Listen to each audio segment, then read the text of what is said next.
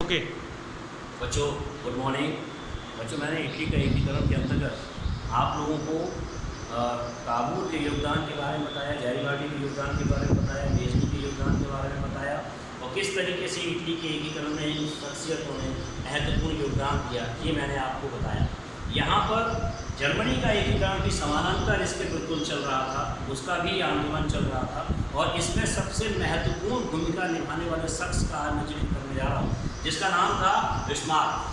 Bismarck जो कि Prussia का एक चांसलर था और उस समय में वहाँ का जो शासक है जिसका नाम है कैसर विलियम प्रथम द्वितीय।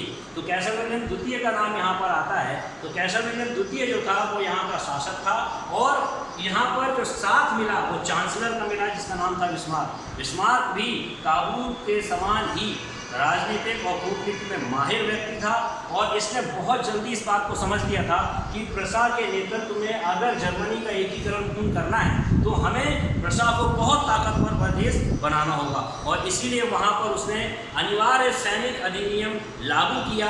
अनिवार्य सैनिक प्रशिक्षण अधिनियम लागू करने से वहाँ बच्चे पूरे जवान सभी को सैनिक प्रशिक्षण देना अनिवार्य कर दिया गया।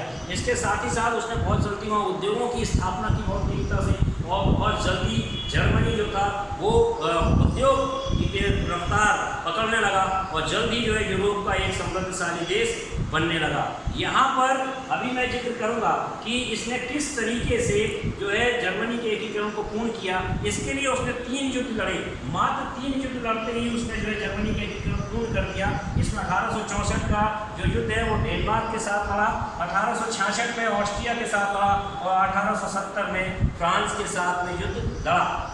इसमें सबसे पहले यहाँ पर जिक्र करेंगे एक छोटा सा एक मैप है, ये रफली मैप इसको समझना पड़ेगा आपको। इसमें देखिए आप 2 बस्तियाँ हैं जिसका जिक्र आता है, एक है होल्स्टाइन बस्ती और दूसरी है स्लेस्विग बस्ती।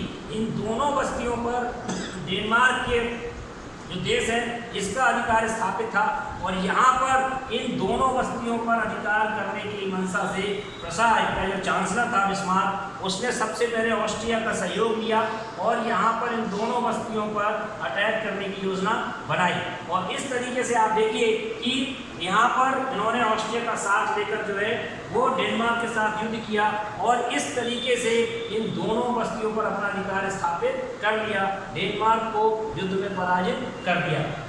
इसके बाद फिर अब इन दोनों बस्तियों के बंटवारे का प्रश्न सामने आया तो यहाँ पर जो बिस्मार्क था उसने कूटनीति का परिचय दिया और इस तरीके से यहाँ पर आप देखिए कि जो जर्मन बहुल क्षेत्र वाली जो बस्ती थी वो बस्ती होल्स्टाइन को ऑस्ट्रिया को दे दी और जो जिसमें सभी जाति यानी डेन के लोग रहते थे, जिसमें जर्मन रहते थे, जिसमें ऑस्ट्रियन रहते थे, ऐसी बस्ती जो थी वो इस स्लेस्विग बस्ती को जो है वो अपने पास रख लिया। और इस तरीके से आप देखिए होल्स्टाइन जो बस्ती जो चारों ओर से जर्मनी क्षेत्र से घिरी हुई है वो जो है ऑस्ट्रिया को दे दी और ऑस्ट्रिया के लिए सरदर्द पैदा कर दिया।